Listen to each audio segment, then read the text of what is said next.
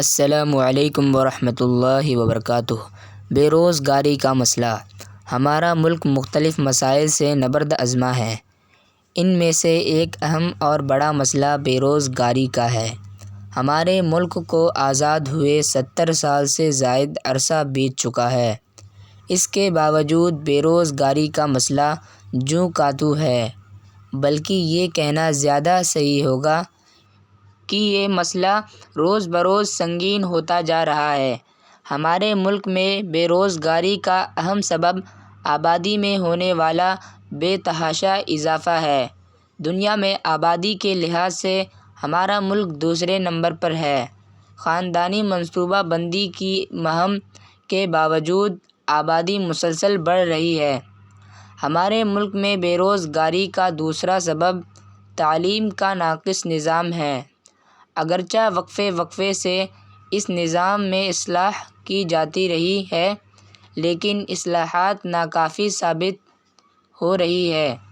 بے روزگاری کے مسئلے کو حل کرنے کے مقصد سے نصاب میں پیشہ ورانہ کورسوں کو شامل کیا گیا ہے، لیکن اس پر خصوصی توجہ نہیں دی جا رہی ہے۔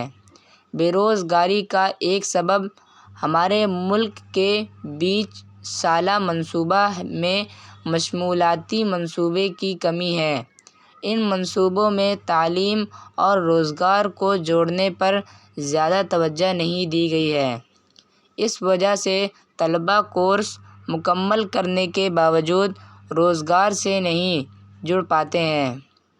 بے روزگاری کے مسئلے کو حل کرنے کے لیے بڑھتی ہوئی آبادی پر کنٹرول کرنا بہت ضروری ہے۔ اس لیے خاندانی منصوبہ بندی کے پروگرام پر مؤثر ڈھنگ سے عمل کرنا چاہیے۔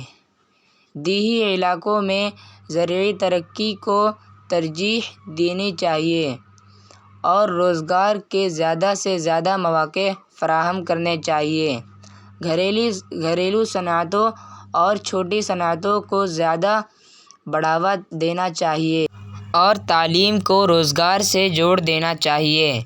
اس کے علاوہ تعلیم یافتہ افراد کو محنت کی عظمت کا احساس دلانا ہوگا تاکہ وہ محنت کرنے میں شرم محسوس نہ کریں۔ مذکورہ بالا تدابیر کو رد عمل لانے سے ہمارے ملک کا بے روزگاری کا مسئلہ یقینی طور پر کچھ حد تک ضرور دور ہو سکتا ہے۔ السلام علیکم ورحمۃ اللہ وبرکاتہ۔